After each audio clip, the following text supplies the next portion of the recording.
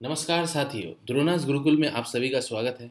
आशा करते हैं आप सभी लोग बढ़िया से हैं। जो भी नए विजिटर्स है वो कृपया चैनल को सब्सक्राइब कर लीजिए और ये वीडियो देखने के बाद अगर पसंद आए तो ज़रूर वीडियो को लाइक करके आगे जाइएगा। और जो भी एग्जिस्टिंग व्यूअर्स है उनसे तो रिक्वेस्ट है कि आप कृपया वीडियो को लाइक करके तभी आगे जाइएगा। तो आ जाते हैं दोस्तों आज के वीडियो के कंसेप्ट के ऊपर कि आज हम लोग किस विषय में बात करेंगे। आज हम लोग डिस्कस करेंगे कहाँ कहाँ पे प्रॉफिट बुक किया और कहाँ कहाँ पे नया पोजिशन बनाया। ठीक है, तो इस वीडियो में वही डिस्कस करेंगे।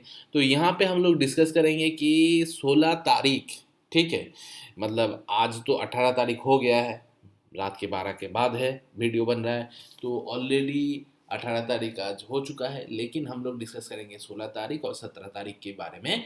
और 16 तारीख को हम लोगों ने क्या ईटीएफ बेचा, मतलब कौन सा ईटीएफ या स्टॉक हम लोगों ने बिकवाली किया। तो मेरे स्क्रीन में आप लोग स्क्रीनशॉट देख पा रहे हो मेरे एक्सेल शीट का, जिस एक्सेल शीट का मैंने आप लोगों को मेरे डिस्क्रिप्शन में ऑलरेडी लिंक दे चुका है। ठीक है, दे दिया गया है ताकि आप लोग भी उस तरह का एक्सेल शीट मेंटेन कर सको अपने तरफ से बाय और सेलिंग के लिए, और उस हिसाब से आपका एक साल भर में एक आइडिया हो जाए कि कितना प्रॉफिट हुआ ट्रेडिंग से और कितना लॉस हुआ। क्योंकि ट्रेडिंग में अगर आप कभी भी प्रॉफिट या लॉस करते हो तो उसको मेंटेन करना ज़रूरी होता है, क्योंकि अगर आप खाते में लिख के मेंटेन नहीं करोगे तो आप में आपको बाद में हिसाब नहीं मिलेगा ठीक तरह से। ठीक है, तो जो भी हो, बहरहाल ये तो अलग बात है। तो अगर आप लोगों को चाहिए तो आप लोग डिस्क्रिप्शन से देख लीजिएगा, मैं डिस्क्रिप्शन में लिंक दे दूंगा एक डेमो फॉर्मेट का। ठीक है, और अगर आप लोगों को उसका वीडियो चाहिए, मतलब किस तरह से उसको यूज़ करना है, अगर वो वाला वीडियो चाहते हैं तो बताइएगा, तो उसके बारे में बात करेंगे।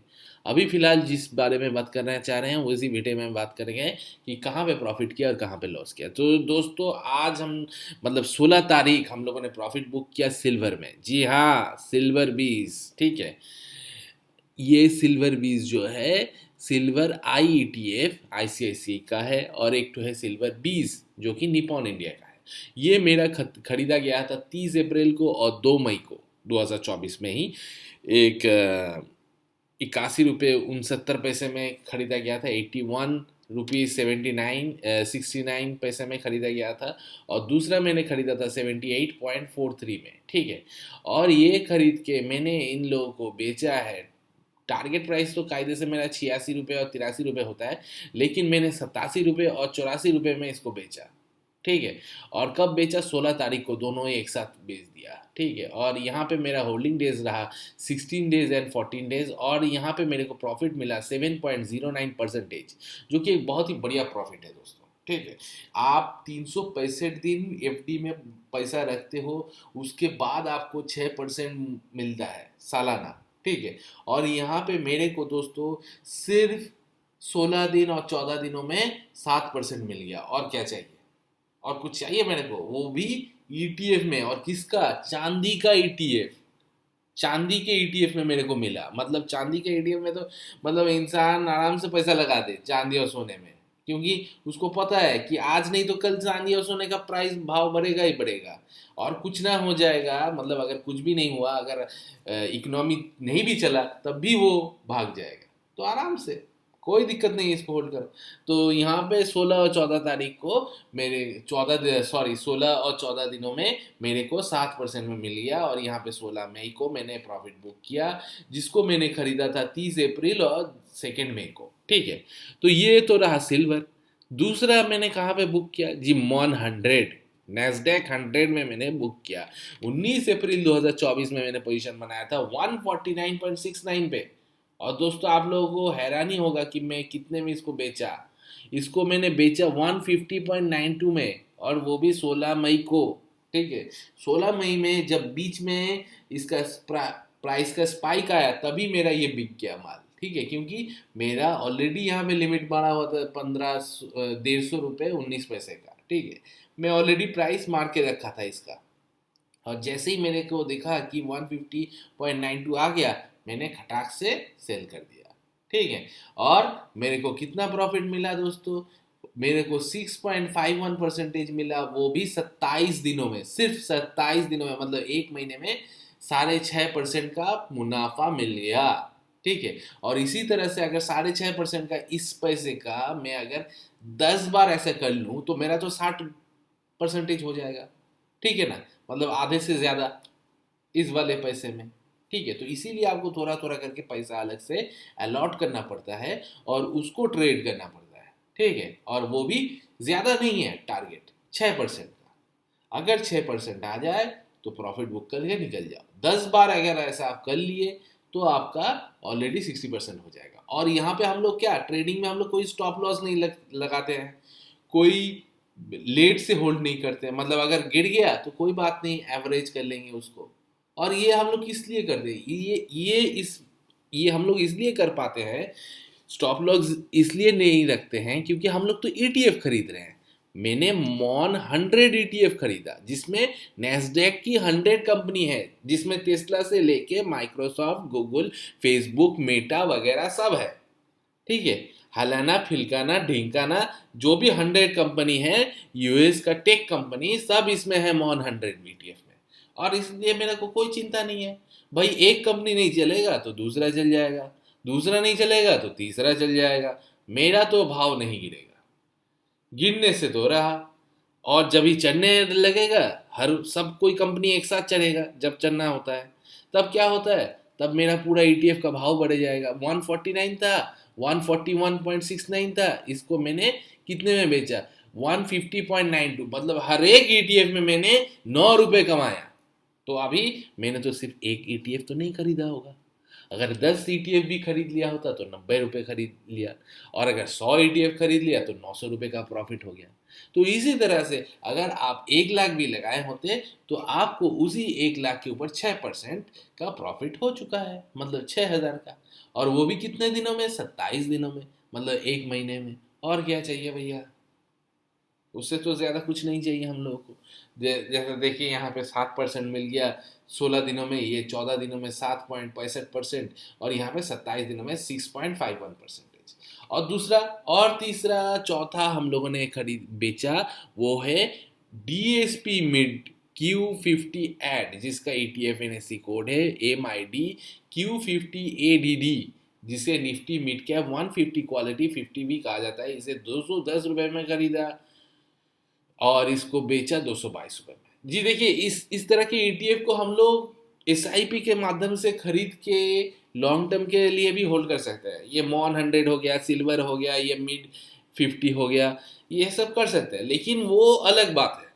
इसीलिए मैं कहता हूँ कि दोस्तों, दो खाता मेंटेन करना चाहिए आप लोगों को, दो बही खाता मेंटेन करना चाहिए, या फिर दो अकाउंट मेंटेन करना चाहिए। एक होना चाहिए आपका लॉन्ग टर्म के लिए और एक ट्रेडिंग के लिए, ठीक है। ट्रेडिंग से क्या होता है, एड्रेनालाइन मिलता है, ऊपर से थोड़ा अगर ज़्यादा प्रॉफिट हो गया तो ट्रेडिंग में आ सकता है, ठीक है। नहीं तो लॉन्ग टर्म के लिए बैठे हुए हैं, इन्फोसिस कहाँ पे था 1600-1800 में, आज तो 1400 में 1500 में मिल रहा है, ठीक है।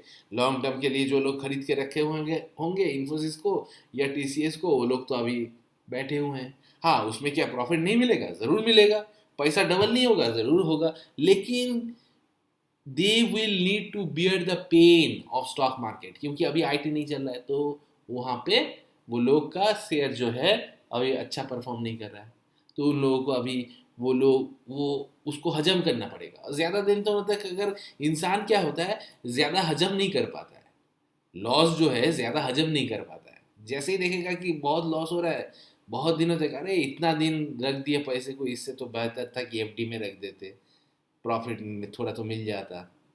तो उससे क्या होता है, यहाँ पे उन लोगों को प्रॉफिट नहीं मिल रहा है, वो लोग लॉस काट के, या फिर जैसे ही उन लोगों का वो वाला प्राइस आ गया जिसमें खरीदे थे, निकल जाते हैं। तो बेसिकली तो लॉस हो गया, क्योंकि उतना दिन का तो वो टाइम चला गया ना, टाइम तो होल्ड कर लिए, मतलब टाइम तो ख़त्म हो गया, लेकिन अलग से पैसा बढ़ा भी नहीं। अगर वो ना करके एफडी में रखते तब भी तो कुछ तो बढ़ जाता टाइम के साथ साथ, लेकिन यहाँ पे टाइम भी दिया, पैसा भी नहीं भरा। तो इसलिए थोड़ा ट्रेडिंग भी करना चाहिए दोस्तों। उससे क्या होता है, मन में शांति रहता है कि अच्छा चलो उसमें होल्ड किए हैं, रखे हुए हैं, कोई बात नहीं, यहाँ पे तो थोड़ा थोड़ा करके पैसा आ रहा है। मतलब एक चैनल तो बना लिए हैं, ठीक है, वहाँ पे तालाब भर रहा है, भरने दो, जिस दिन मन करेगा, जिस दिन लगेगा कि हाँ बहुत भर गया है तालाब, तब वहाँ से पानी निकालेंगे। और यहाँ पे एक छोटा सा नल लगा दिया है, तो उसमें से बूंद बूंद के पानी गिर रहा है, तो उसको थोड़ा थोड़ा करके हम लोग टेस्ट कर रहे हैं, थोड़ा गले को ठंडा दे दे रहे हैं, ठीक है, थोड़ा उस पानी को लेके मुंह में लगा दे रहे हैं, ठीक है चलो इससे तो थोड़ा ठंडा मिल जाएगा हमको। पूरा नहा नहीं सकते उससे, लेकिन थोड़ा कुछ तो काम कर सकते हैं, उसको थोड़ा पी तो सकते हैं। तो ट्रेडिंग वाले खाते से ये आपको ज़रूर करना चाहिए। मैं तो इसलिए हमेशा प्रेफर करता हूँ, जो लोग इन्वेस्टर हैं वो लोग इन्वेस्टर भी इन्वेस्टिंग करें, कोई बात नहीं है, दिक्कत नहीं है, लेकिन एक अलग सा खाता भी बनाए, अलग सा अपना अकाउंट भी बनाए, कहीं दूसरे ब्रोकर अकाउंट में बना दीजिए। डिस्काउंट तो ब्रोकर तो अभी बहुत सारे हैं, ठीक है, एक दूसरे डिस्काउंट ब्रोकर में बना लीजिए, वहाँ पे थोड़ा ट्रेडिंग भी कर लीजिए, कम पैसे से ही कीजिए लेकिन कर लीजिए, ठीक है। तो बहरहाल ये तो दूसरा चीज़ हो गया। तो यहाँ पे देखिए दोस्तों, ये सारे ETF में मैंने प्रॉफिट बुक किया। सिल्वर आई ETF, सिल्वर 20, मॉन 100 और मिड क्यू 50। तो ये तो मैंने किया 16 तारीख को। 17 तारीख को क्या प्रॉफिट बुक किया? नहीं जी, 17 तारीख को, 16 तारीख को 4 ETF में प्रॉफिट बुक किया है, तो 17 तारीख को कुछ भी नहीं किया। 17 तारीख को हम लोगों ने एकदम ठन ठन गोपाल बन के बैठे रहे और साक्षी भाव से मार्केट को देखते रहे, लेकिन खरीदारी जरूर किया। अभी आप पूछिएगा कि खरीदारी क्या किया? खरीदारी में हम लोगों ने किया है HDFC Nifty private bank ETF को।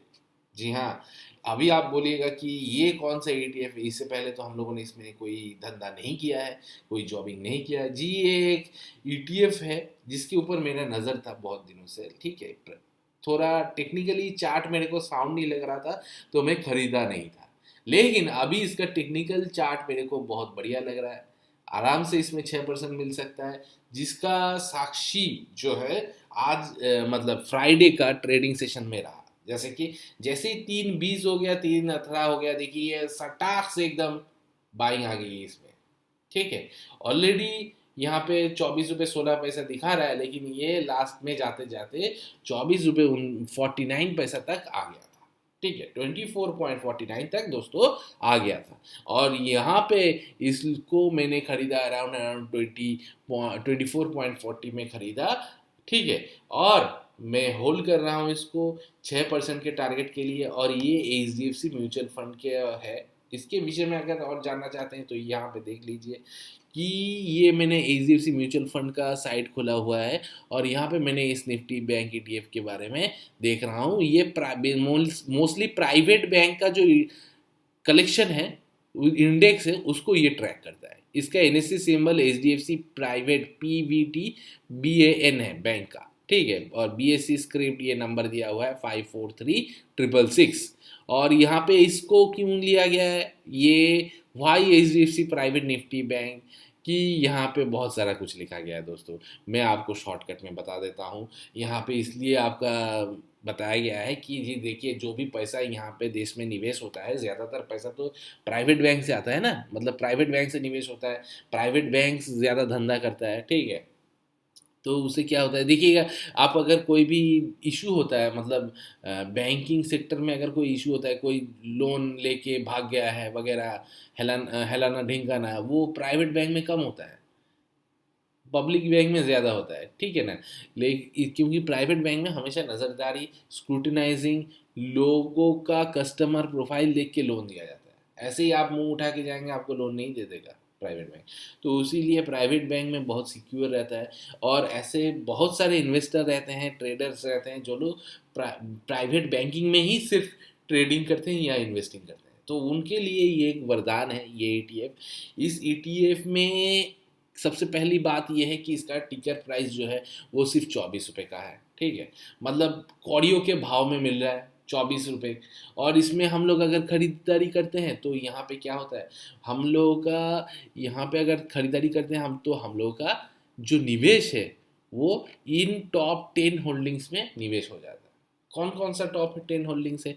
HDFC bank, IndusInd bank, Kotak bank, IDFC bank, RBL bank, ICICI bank, Axis bank, Federal bank, Bandhan bank and City Union bank. तो इन सभी बैंकों में एकदम आराम से निवेश हो जाता है आपका, ठीक है, कोई दिक्कत नहीं होता है। आपको एक एक करके बैंक का शेयर खरीदना नहीं है, एक एक करके खरीदने जाएंगे तो बहुत पैसा लग जाएगा, लेकिन यहाँ पे सिर्फ 24 रुपये से आपको ये सारा बैंक मिल जाएगा, ठीक है। कोई भी बैंक अच्छा परफॉर्म करेगा, उससे आपका 24 रुपये बढ़ेगा। हाँ, अभी अगर कोई भी बैंक खराब परफॉर्म कर दिया, मतलब मान लीजिए ये एचडीएफसी बैंक जैसे परफॉर्म नहीं कर रहा है लास्ट 3 साल से, तो अभी अगर वो बैंक परफॉर्म नहीं करेगा तो इससे क्या इसका वैल्यू नहीं बढ़ेगा? ज़रूर बढ़ेगा, क्यों नहीं बढ़ेगा? बाकी सभी बैंक तो काम कर रहे हैं ना। आईसीआईसीआई बैंक तो काम कर रहा है बढ़िया से, एक्सिस बैंक काम कर रहा है बढ़िया से, फेडरल बैंक कर रहा है, आईडीएफसी बैंक कर रहा है। तो अगर ऑल टुगेदर 10 में से 5 कंपनी भी आपका काम करने लगा तो ये आपको प्रॉफिट में के देखिए निकल जाएगा, ठीक है। और हम लोग का प्रॉफिट का कितना भाई, ज़्यादा तो इच्छा नहीं है, ज़्यादा तो टारगेट नहीं है। प्रभु के आशीर्वाद से यहाँ पे हम लोगों को अगर 6% मिल गया तो वही काफ़ी है हम लोगों के ट्रेडिंग वाले एक खाते के लिए, ठीक है। और निवेश के खाते में जो लोग निवेश करते हैं वो लोग आराम से इसमें एसआईपी कर सकते हैं, लॉन्ग टर्म के लिए कर सकते हैं।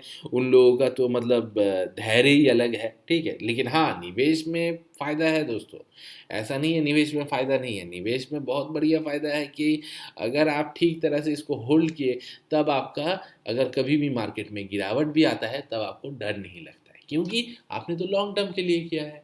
गिरने दो, जितना गिरेगा उतना खरीदेंगे। जैसे कि मार्केट में जब गिरावट आ रहा था तब हम लोग लॉन्ग टर्म वाले खाते में भर भर के खरीद रहे थे, भर भर के खरीद रहे थे। और उसका वीडियो में डाल रहा था कि आज मैंने ये खरीदा, आज मैंने वो खरीदा, कल मैंने वो खरीदा। लेकिन अभी खरीदारी कम, अभी सेल ज़्यादा, क्योंकि मार्केट धीरे धीरे चलने लगा है। तो धीरे धीरे मैं हल्का भी करने लगूंगा अपना, जो बोरा भर के ईटीएफ और शेयर्स खरीद लिया है, ठीक है, उसको हल्का भी करना है। क्योंकि पैसे को तो रोलिंग करना है ना, पैसा रोलिंग होगा तभी ना पैसा मिलेगा, नहीं तो पैसा कैसे बनेगा। हाँ, अभी हम लोग कभी भी लॉस में बेचते नहीं है।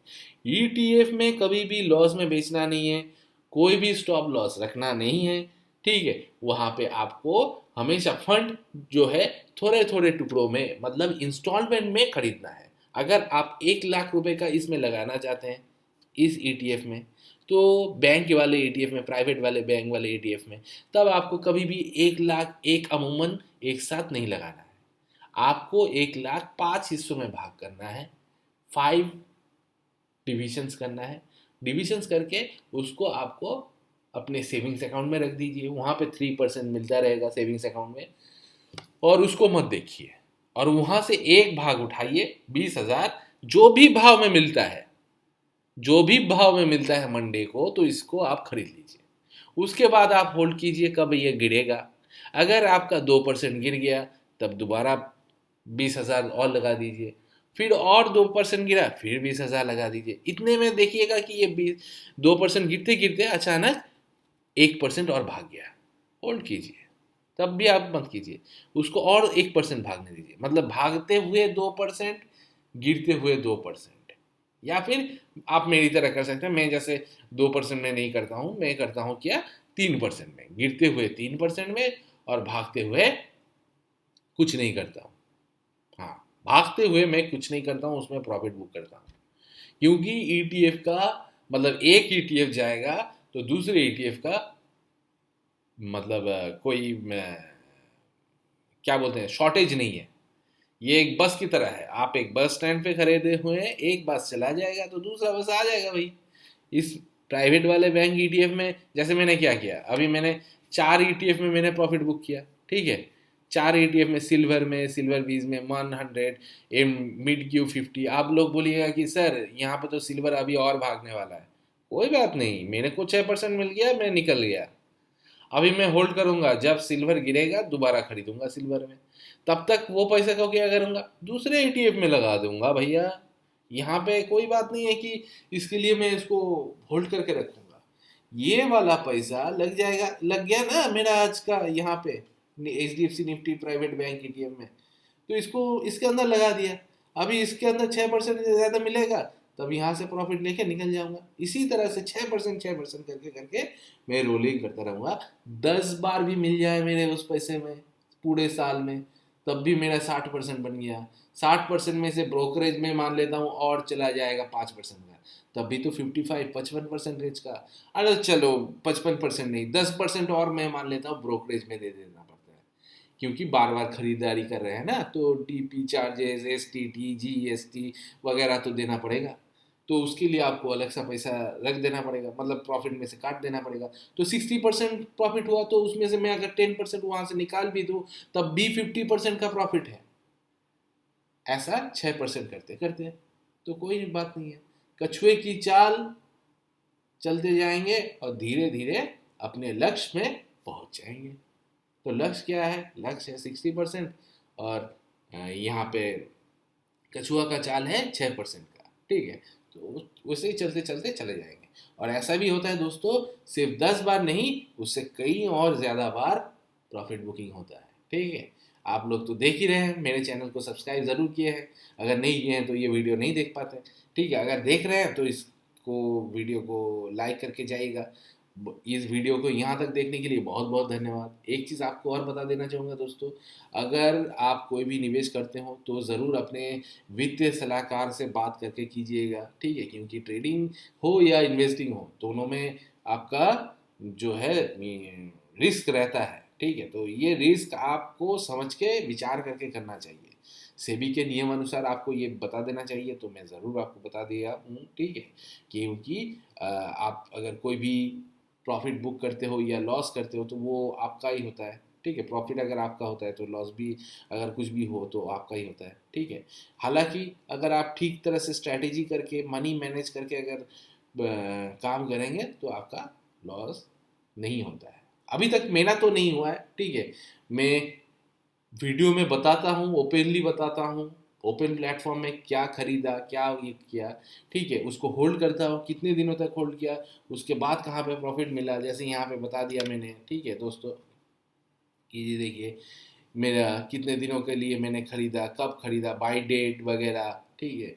और टारगेट प्राइस में मैंने बताया मेरा 6% का टारगेट प्राइस क्या होता है। हाँ, ऐसा भी होता है कि 6% से ज़्यादा 7% भी मिल गया, क्योंकि गैप अप ओपनिंग हो गया। मार्केट में अगर गैप अप ओपनिंग हो जाता है तो 6% से ज़्यादा भी मिल जाता है। 6.5% यहाँ पे मिल गया। जब मैंने बेचने गया, देखा अरे 6.5% हो गया, तो बेच दो, ठीक है। 6.09%। अभी ऐसा भी होता है कि जब बेच दिया उसके बाद वैल्यू गिर गया, 6% से कम हो गया। उस दिन हुआ था इस Mid-Q50 जब मैंने बेचा ना, उसके बाद ही मैं देख रहा हूँ इसका वैल्यू घट गया। तो मैं सोचा अरे भाई चलो अच्छा हुआ, बढ़िया है कि यहाँ पे मैंने प्रॉफिट बुक कर लिया, ठीक है। होता है। और अभी ऐसा भी होता है कि बेचा, देखा अरे भाग गया, कोई बात नहीं। तब सिर्फ एक सिद्धांत याद रखिएगा दोस्तों, कि आप जब बेच रहे हो तो कोई आपसे भी तो खरीद रहा है, उसका भी तो घर परिवार है, उसको भी तो प्रॉफिट लेके घर में जाना है। तो ये सोच के खुश रहिएगा, ठीक है। कि थोड़ा आप भी कमाइए, थोड़ा उनको भी कमाने का मौका दीजिए। मार्केट सभी का है, आपका भी मार्केट है, मेरा भी मार्केट है, ठीक है। आपके लिए आपका भी एक घर है, परिवार है, जहाँ पे आपको भी लालन पोषण करना है, पैसा देना है। मेरा भी एक घर परिवार है, वहाँ पे भी मेरे को पैसा देना पड़ता है। तो थोड़ा इनकम यहाँ से करते रहते हैं और बाकी तो अपना सैलरी वगैरह है ही, ठीक है। तो हाँ, ऐसा बात नहीं है कि पूरा आपको यही करना है। आप वो भी कीजिए जो काम आप कर रहे हो, उसी के साथ ट्रेडिंग भी ऐसा कीजिए, ठीक है। और अगर वीडियो को अच्छा लगा तो ज़रूर शेयर कीजिएगा, अपने दोस्तों के साथ शेयर कीजिएगा, लाइक कीजिएगा, चैनल को सब्सक्राइब कीजिएगा, अपने दोस्तों को भी बताइएगा सब्सक्राइब करने के लिए, ताकि उनको भी इस तरह की जानकारी मिलते रहे, ठीक है। और इसी के साथ दोस्तों रखते हैं, मिलते हैं अगले वीडियो में, ठीक है। तब तक जय जवान जय किसान, धन्यवाद दोस्तों।